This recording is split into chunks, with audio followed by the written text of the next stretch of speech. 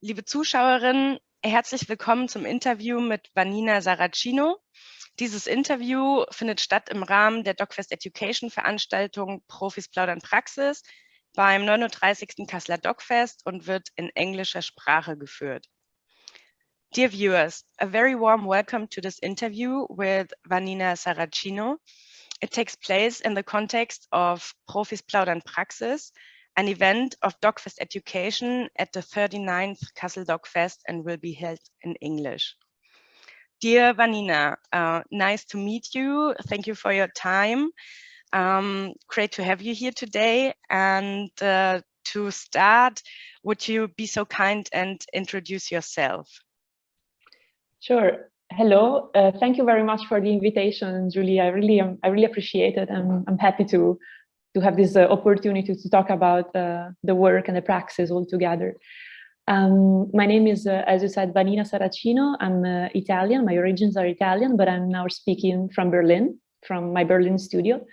I am a curator, writer, and usually right now I am teaching at the Institute of Time-Based Art at UDK in Berlin, the Universität der Künste, and also at Bezalel Academy of Art and Design in Tel Aviv, where I have courses online. And as a curator, I work independently. I, of course, collaborate with many institutions, but I'm an independent curator. So we will dive into what that means also from the sustainability perspective of our work. And my latest project, what I'm working currently on, is the Screen City Biennial, which will be held in October. Well, it's opening in September, on September 23rd until the 20th of October in Berlin. And it's called Other Minds. So it's a biennial that also reflects very much on this topic of sustainability, but really from the perspective of the mind and of trying to get a post-anthropocentric approach to other forms of intelligences. We think that humans are the center of the world, usually, even though now post-anthropocentric positions are really trying to broaden this up. And with this other mind, with this exhibition, we are really trying to dive into other forms of intelligences, and especially focusing on how symbiotic encounters between the human mind and the vegetal mind, or the human mind and the animal mind, with bacteria, with fungi, how all of this comes together to create a sort of cosmic consciousness that evolves in symbiosis with all the living beings that occupy this planet with us. So this is what I'm currently working on. I'm sorry for the long introduction. No worries, it's very interesting and also already very, very in-depth. So I think that this could give our viewers already an idea of in how far your position can be located in the realm of this year's topic at Profis Plaudern Praxis, which is unfair producing film and media production with an holistic approach. And several subtopics unite under this umbrella. I will summarize this briefly. For example, inclusive action, work-life balance, gender parity, fair pay, and environmental sustainability. So, as you said, you're not only a curator, and I'm already very curious about all the positions that you could bring to light in context of that topic. But I will try to concentrate on several basic necessary questions to ask you today, since you will be on site at the Kassel DokFest in November 2 to explain more deeply how all these very deep aspects that how can you say, that unite under questions like environmental sustainability, the part of the human and other influences that circle around the Anthropocene, actually. Yeah, summarize with the topic. But for now, my first question would be, as a freelance curator, but also in the other positions that you work in, which of the subtopics that will be discussed at Profis Plaudern Praxis this year affect you the most? So it's all very poignant topics, very present, I would say.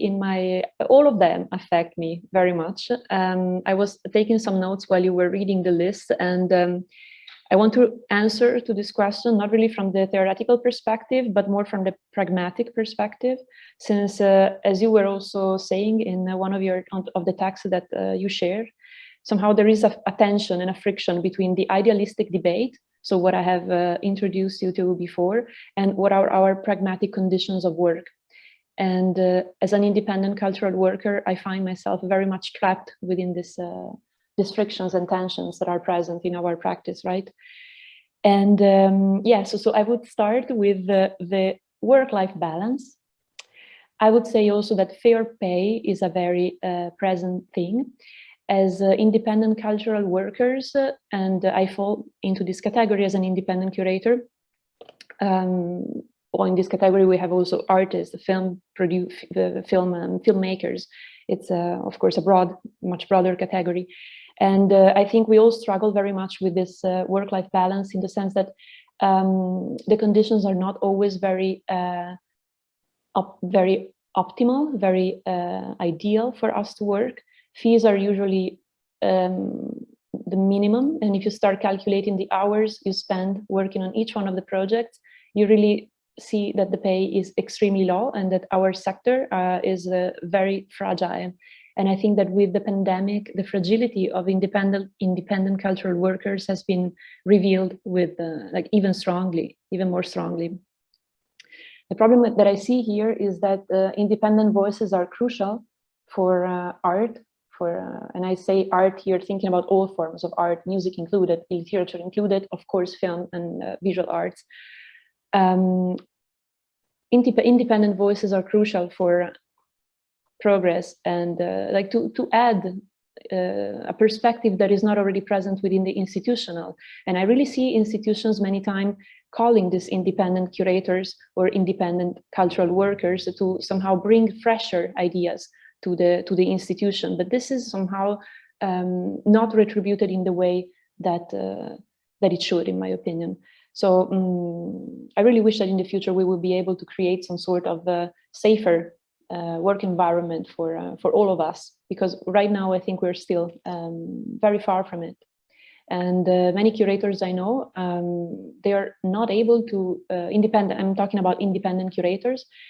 They are not really able to gather enough fundings or to survive, so to say, by only doing their work, their job as curators. I said before that I'm a lecturer at the UDK. This is also not, I don't mean this to sound like a stable position, because what I have is actually a ich bin Lehrbeauftragte, which means I do these seminars once every 6 months, once every semester. And these seminars are usually very, very poorly retributed by the German universities, which is another form, I would say, of, I want to call it exploitation, really, because it is what it is. It is a way in which the university or the art institutions are dragging this, are absorbing this fresh ideas from independent cultural workers without creating a safe setting for them to really work. So yeah, the two things that are the work-life balance, of course, comes back to affect you, because you have to take on so many different jobs in order to be able to also to pay these super expensive rents that are rising incredibly also in Berlin, the city where I am currently living. And this is really challenging, I think, for all of us. Totally. May I interrupt you at that point? Of course, yes. So you now gave an insight stating out some preconditions of the culture of work, the foundation of the circumstances that many of us working in culture, not only film culture, but also music culture or the fine arts, that we find ourselves in. And since there will not be the time to dive into these discussions that are very present and necessary right now in this context of the interview, I would try to make a bigger jump and link that back to environmental sustainability. Could you try to connect it to the bigger context of this?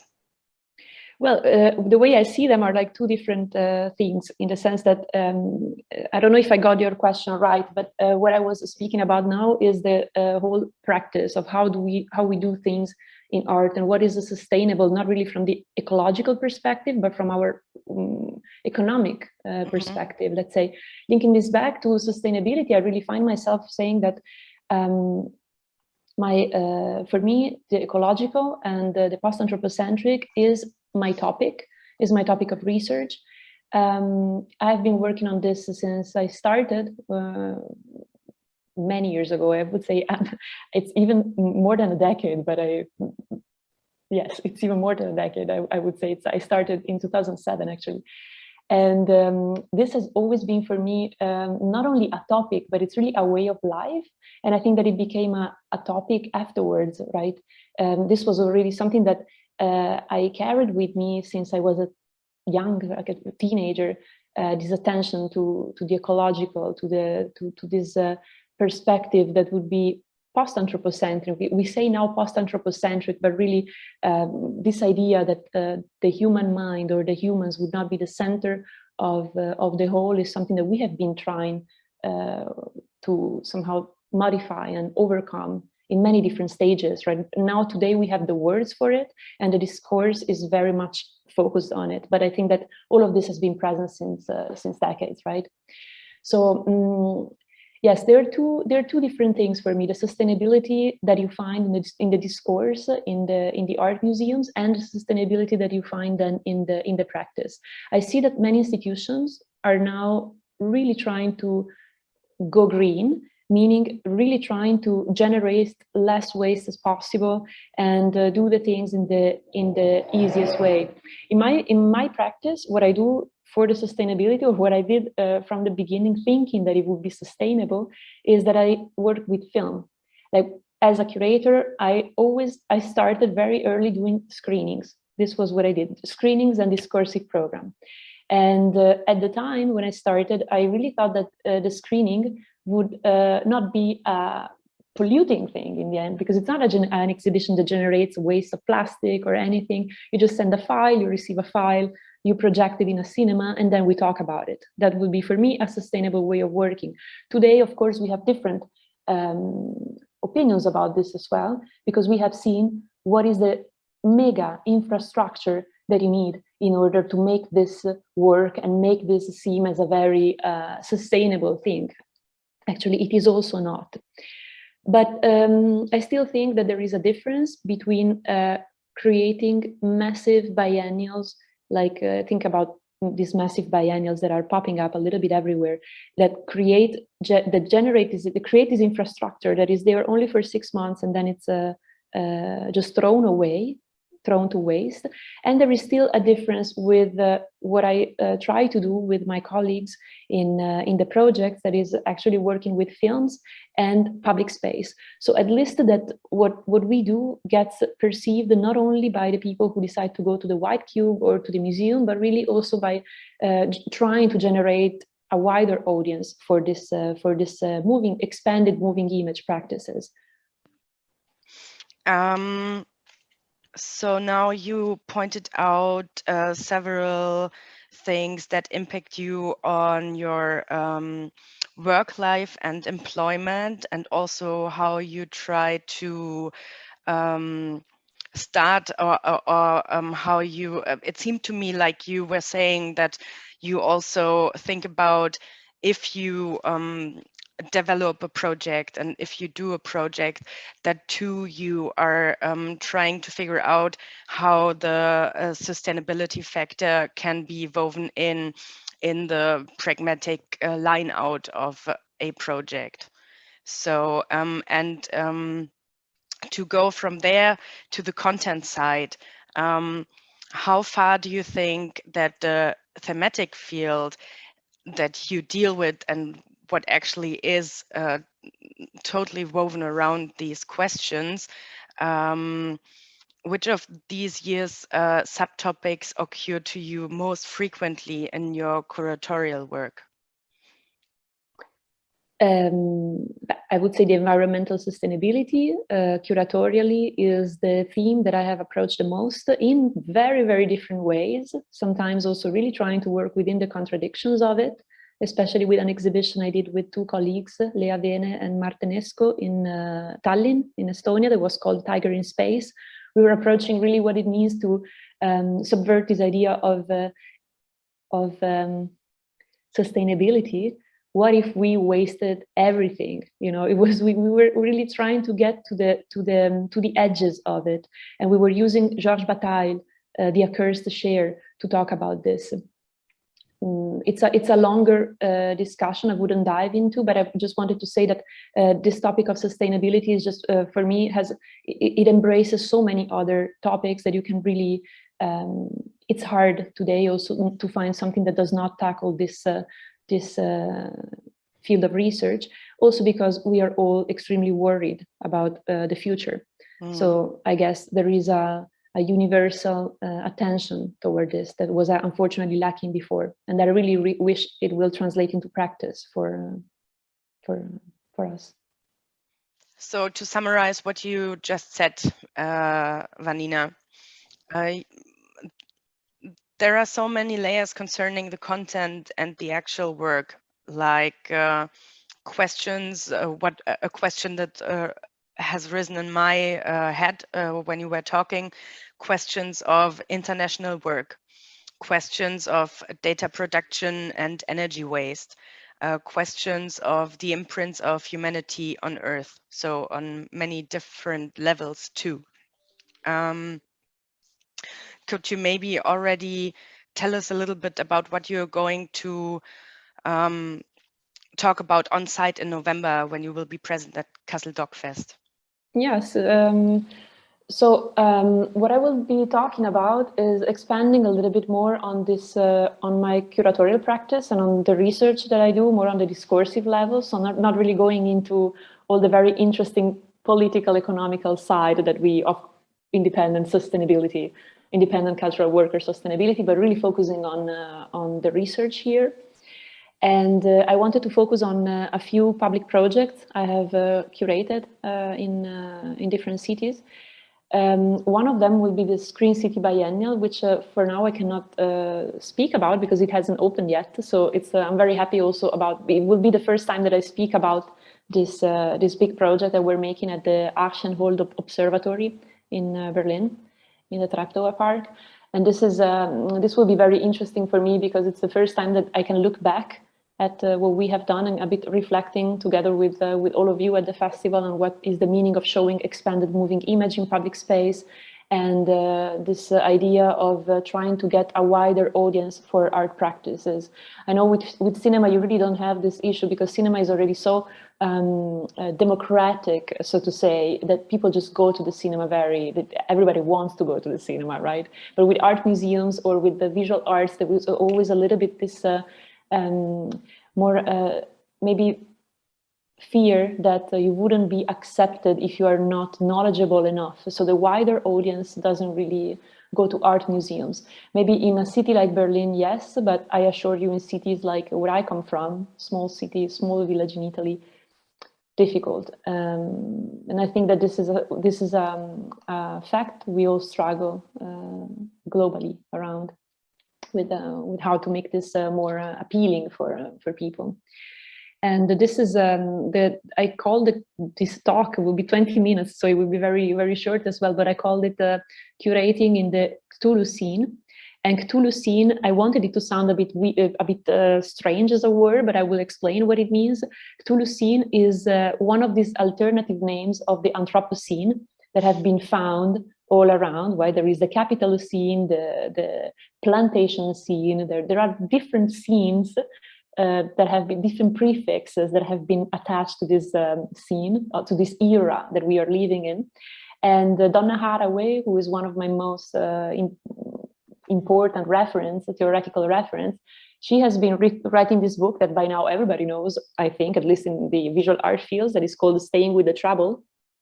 And she defines she chooses to talk of the Anthropocene as the Cthulhucene. She calls this as the Cthulhu, which is this super tentacular being. And tentacularity is very central to her practice and to my viewing as well, as a mean to overcome binary oppositions between the binary oppositions that we see not only in biology, for example, with the life and death, which is a thing that we have created. It's an artificial definition that we have created, what is alive and what is death, but also on binary positions that can include issues of gender as well, and broaden the perspective. I think this will be what the talk will be about. Okay, so actually, Vanina, this is where our interview already comes to an end, and I want to thank you for your time. We will, as you said, be able to hear from you at Profis Plaudern Praxis on site Friday, November 18 from 11 a.m. to 5 p.m. And you will also be there for an open discussion with the other guests from relating fields of work. And afterwards, students will have the possibility to go in one-to-one talks with you too. So thank you for being with us today, and I'm really looking forward to meet you on site in Kassel in November. Thank you very much, really. I'm also very much looking forward to meeting you there and to have the opportunity to talk to the students too. Thanks.